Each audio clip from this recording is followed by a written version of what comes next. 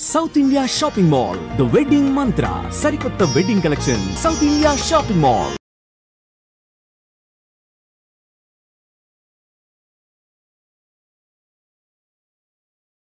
ఇప్పుడు నేను మలయాళం మానేసిన కారణం కూడా నాతో కూడా వచ్చేదానికి ఎవరు లేరని. లేకపోతే ఇప్పుడు కూడా నాకు మలయాళం ఆఫర్స్ ఉన్నాయి, రమ్మంటున్నారు. కానీ అంత దూరం వెళ్ళి ఇక్కడే ఉన్నప్పుడు అప్పుడైతే కథలు బాగుండేది. హీరోయిన్ అన్నప్పుడు మనకి ఆ ఇంపాక్ట్, ఆ ఎనర్జీ లెవెల్స్ వేరేగా ఉండేవి అప్పుడు. ఇప్పుడు మనకి మదర్ అన్నప్పుడు అన్నిట్లోనూ మదర్ ఒకటిగానే ఉంటుంది. మదర్గా పెద్ద మీరు వ్యత్యాసం ఏం చూపించలేరు. హీరోయిన్గా అయితే డిఫరెంట్ మొగుళ్ళు వస్తారు, డిఫరెంట్ ఫ్యామిలీ ఉంటుంది, మీకు కొంచెం వేరియేషన్స్ ఉంటుంది క్యారెక్టరైజేషన్ చేయడానికి. మదర్గా ఏముంటుంది చెప్పండి. అవును. సో మ్యాక్సిమం పిల్లల్ని సపోర్ట్ చేయడమే, అవును, లేదా సఫర్ అవ్వడం. పిల్లలతో ఒకటి సఫర్ అవ్వడం, లేదా పిల్లలకి సపోర్ట్ చేయడం, ఈ రెండే మదర్ రోల్స్. హీరోయిన్గా అలా కాదు.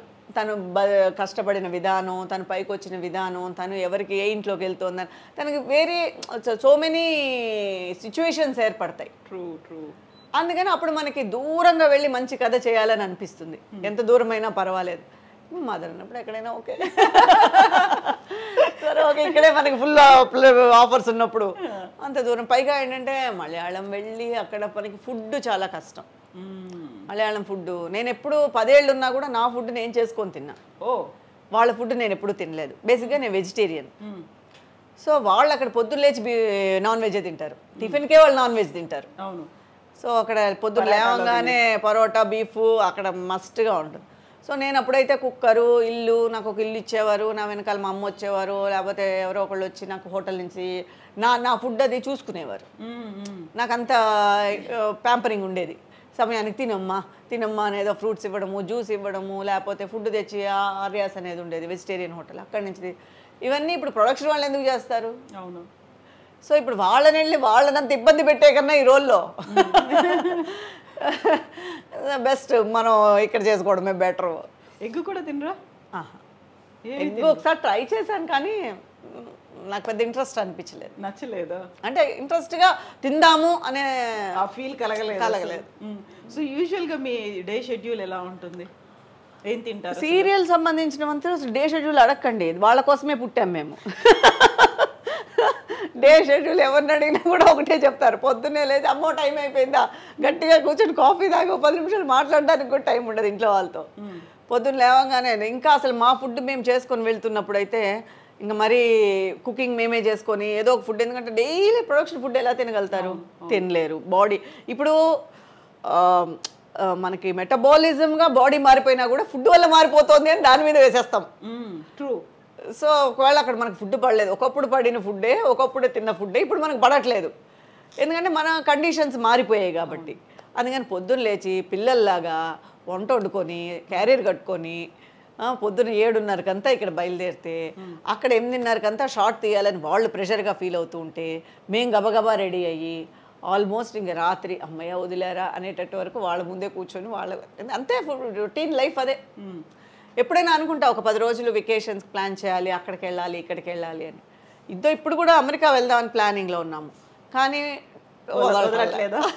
నేను అన్నా అప్పటికి ఒక 2-3 months టైం ఇవ్వండి, 2 months గ్యాప్ ఇవ్వండి, నేను వెళ్ళి వస్తానంటే అయిపోతుందమ్మా. ఇప్పటికి 1300 అయింది ఎపిసోడ్ లేదు.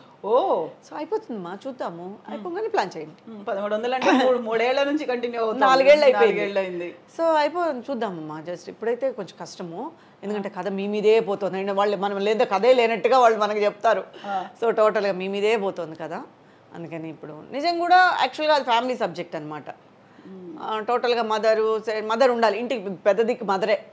ఇంటి మదర్ లేకపోతే ప్రతిరోజు కనిపించాల్సిందే. మెయిన్ ఇంట్లో మదర్ లేకపోతే అంతా చిన్న పిల్లలుగా ఉంటారు, అంటే ఒక ఫుల్ఫిల్నెస్ ఉండదు ఫ్యామిలీ.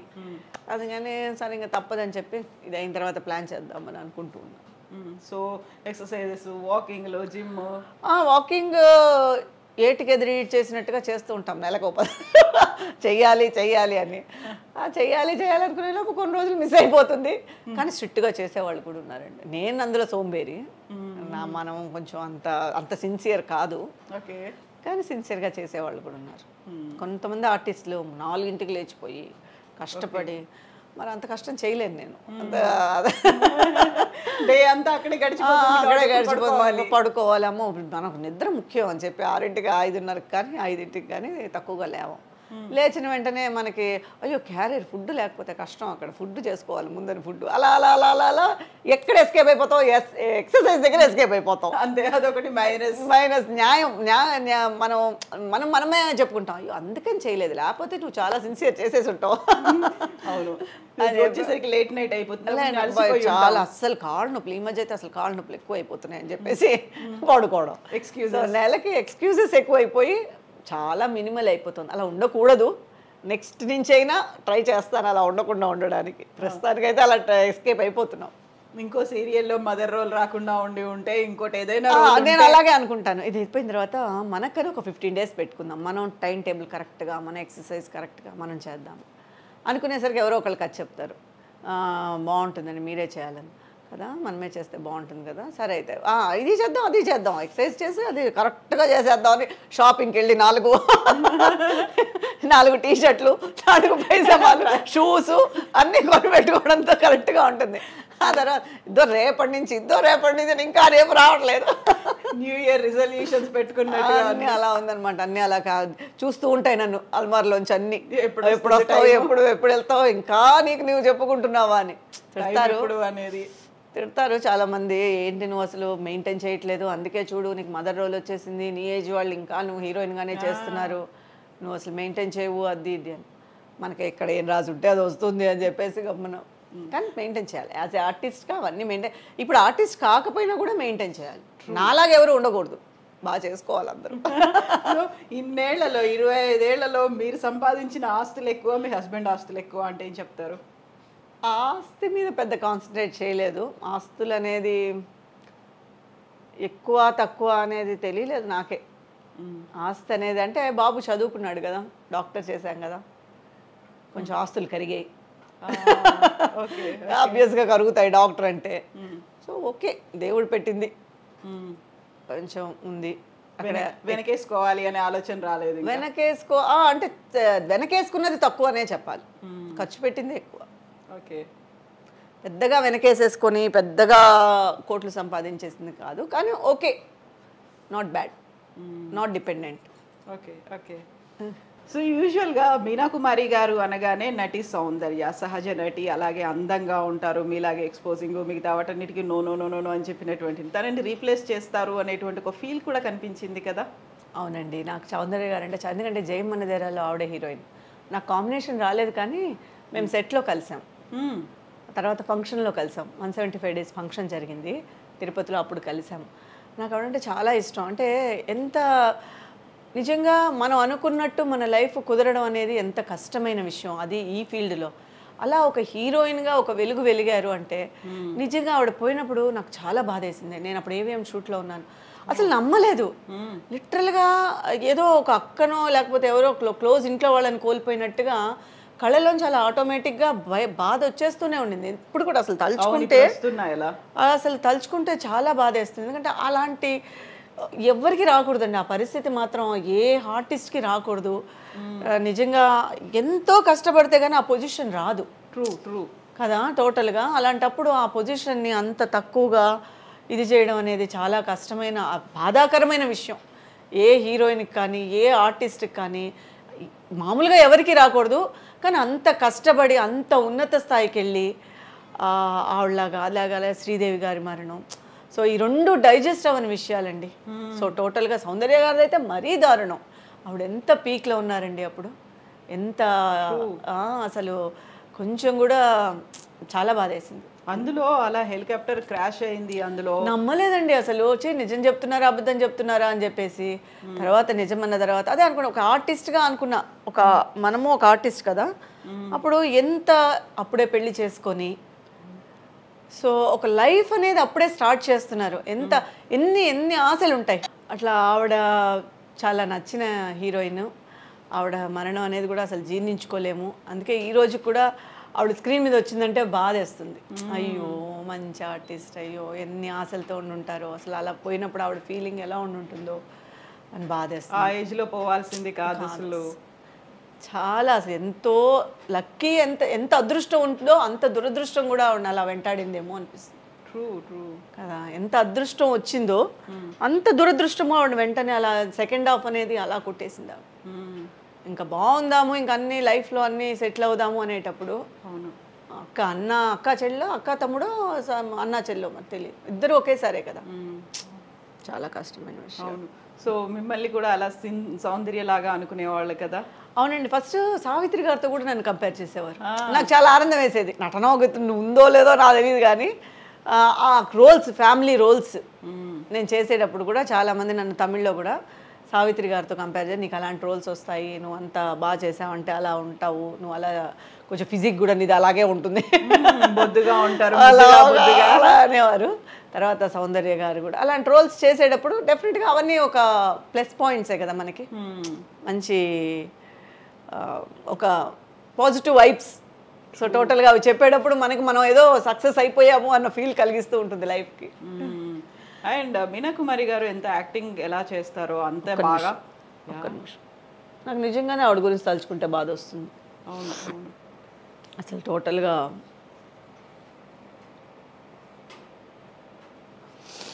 సారీ, ఇన్నేళ్ళు అయింది దూరం అయిపోయి, అయినప్పటికీ కూడా ఆల్మోస్ట్ ఒక 21 years అవుతున్నట్టుంది తను మనకు దూరం. అదే యాజ్ ఆర్టిస్ట్గా ఆలోచిస్తున్నప్పుడు ఏదో ఒక ప్రేక్షకురాలుగాను హీరోయిన్ గాను మరి నాకు తెలియదు కానీ అది ఎందుకో చాలా ఎమోషన్ అయిపోతాం. అలా ఆ సిచ్యువేషన్ ఒక ఆర్టిస్ట్కి వచ్చింది అంటే. అలాగే సిల్క్ స్మిత గారు సూసైడ్ చేసుకుని అసలు ఎలా అనేదే పాపం అర్ధాంతరంగా దూరం అయిపోవడం అనేది జీర్ణించుకోలేకపోతాం చాలా మంది ఆర్టిస్టులు. అలాంటప్పుడు ఈ ఫీల్డ్ మీద భయం వేస్తుంది. ఏంటి ఈ ఫీల్డ్ అలా అంత ఎంత మనకి స్టార్డమ్ ఇస్తుందో అంతకంత కిందకి తోసేస్తుందామని. మనం అప్పుడు నార్మల్ లైఫ్ జీవించడం బెటర్ కదా దీనికన్నా, ఈ స్టార్డమ్ ఎందుకు, ఇలా కిందకు తోసేయడం ఎందుకు అని ఒక్కొక్కసారి చాలాసార్లు అనిపించింది కూడా. మనం ఎలా ఉంటాము, మన ఫ్యూచర్ ఎలా ఉంటుంది, ఏమవుతుంది అలా ఉండకూడదు, సరే చూద్దాము, ఎలా మనకి ఏది రాసిందో తెలియదు కదా అని అలాంటివన్నీ విన్నప్పుడు ఒకలాగా ఒళ్ళు గగురు పొడుస్తుంది. అయ్యో ఈ ఫీల్డ్ మీద భయం వేస్తుంది. బట్ మన చేతుల్లో ఏమీ లేదు, ఎలా రాసి పెట్టుందో అనేటువంటిది అది నా లైఫ్ బట్టే నేను అర్థం చేసుకున్నా. సో మన చేతిలో అనేది ఏం లేదు, ఇట్స్ ఫేట్. నువ్వు రావాలని ఉంది, చేయాలని ఉంది, నీ లైఫ్ ఇందులో సెటిల్ అవ్వాలని ఉంది, నువ్వు నీ ట్రావెలింగ్ ఇలా జరగాలని ఉంది, జరిగింది. అలా ముందుకు వెళ్ళిపోవడమే ఇంకంతే. మీనా కుమారి గారు ఎంత బాగా యాక్టింగ్ చేస్తారో అంత బాగా వంట కూడా చేస్తారనేది. వంట అనేది అంత పెద్ద వంట అని కాదు, ఎందుకంటే అదే చెప్తున్నాను కదా, ఇప్పుడు మా ఫుడ్ మేము తీసుకెళ్ళడము పెద్ద కుక్ కాకపోయినా ఓకే ఈటబుల్. నాకు ఇంట్లో వాళ్ళకి నేనే చేసి పెడతాను. మా ఇంట్లో మా అత్తయ్య గారు ఉన్నంత వరకు కుక్ ఉండేది ఈ మధ్య. సో ఎక్కువ నేను చేసుకున్నదే నేను ఇంట్రెస్ట్ చూపిస్తాను. ఎప్పుడు చేసి పెడతారు? మీరు ఎప్పుడు వస్తే అప్పుడు. ఓకే, మీరు ఎప్పుడు నెక్స్ట్ సెకండ్ సండే రండి, చేసేసుకుందాం. తప్పకుండా సెకండ్ సండే. కానీ నేను చేసిందే మీరు తినాలి, మీరు అడిగింది నేను మీరు ఎగ్ కూడా ఉండదంటే తర్వాత కానీ మీకు నచ్చుతుంది. చాలా మందికి అక్కడికి వెళ్తే ఒక ముక్క కూడా ఉండదు. పప్పు అన్నం ఓకే. మమ్మల్ని సీరియల్స్లోను సెట్లో నన్ను ఏడిపిస్తారు. పెరుగన్నం తినే నువ్వు ఇలా ఉంటావా, ఇంత బాగుంటావా, పెరుగన్నం తినే ఇలా. పెరుగన్నం ఏం కాదు, మిగతా కూడా తింటాము. ఓ పప్పు నెయ్యి తింటావేమో నువ్వు ఎక్కువ, అందుకే ఇలా ఉంటావు. ఎస్ మీనా కుమారి గారు, థ్యాంక్ యూ సో మచ్ అండి. ఎప్పుడు మీరు ఇలాగే నవ్వుతూ ఉండండి, అందరినీ అలరించండి, అమ్మగా ఆదరించండి, ఇలాగే కీప్ గోయింగ్. నేను చాలా ఓపెన్గా మాట్లాడాను. సంథింగ్ ప్రేక్షకులు కొన్ని నచ్చచ్చు, కొన్ని నచ్చకపోవచ్చు. So thank you so much. మీరు చాలా రోజులుగా మీ ఛానల్లో నేను మాట్లాడాలని అనుకుంటూ ఉన్నాను. ఈరోజు ఇలా కుదిరింది. నా కోసం ఇంత దూరం వచ్చి మీరు నన్ను ఐ డ్రీమ్స్ ప్రేక్షకులకి పరిచయం చేసి నా మనసులో ఉండేదంతా చెప్పి వాళ్ళతో నేను షేర్ చేసుకున్నందుకు నాకు చాలా హ్యాపీగా ఉంది. కుదరడం కూడా మీరు ఆ గ్యాప్ ఏదైతే ఉందో ఆ గ్యాప్ లో మాకు ఇచ్చారు షెడ్యూల్ పెట్టుకోమని, లేకపోతే రోజైతే కుదరదు ఇంకా. అంటే ఎందుకంటే మీరు కరెక్ట్గా పాపం లొకేషన్కి వచ్చి కష్టపడతారేమో, వాళ్ళేమో వదలరు, ఇంత టైం దొరకదు, ఫ్లో ఉండదు మనకి. మనసులో చెప్పుకునేటప్పుడు ఒక ఫ్లో వచ్చింది అనుకోండి, మన బాధ కానీ మన సంతోషం కానీ అలా చెప్పేసుకుంటూ ఉంటాము. ఒక షార్ట్ షార్ట్ రెడీ అని అంటే మీకు కష్టంగా ఉంటుంది. సో సెకండ్ సండే అనేది చెన్నైలో మాకు ఫ్రీ టైం అనమాట. సో మ్యాక్సిమం షూటింగ్స్ ఉండవు. అలా చేయాలంటే వాళ్ళు డబుల్ బేటాలు ఇచ్చి చేయాలి. ఒక టెక్నీషియన్స్గా 1000 రూపాయలు ఇచ్చేది 2000 ఇచ్చి చేయాలి ఆ రోజు ఎమర్జెన్సీ అంటే. మ్యాక్సిమం సెకండ్ సండే ఉండదు. సో అందుకని మీతో మాకు టైం ఇచ్చారు, ఓపెన్గా మాట్లాడదాము, ఓపెన్గా ఉందాము అని. Thank you so much. Thank you so much. Thank you. Best wishes to you. Thank you.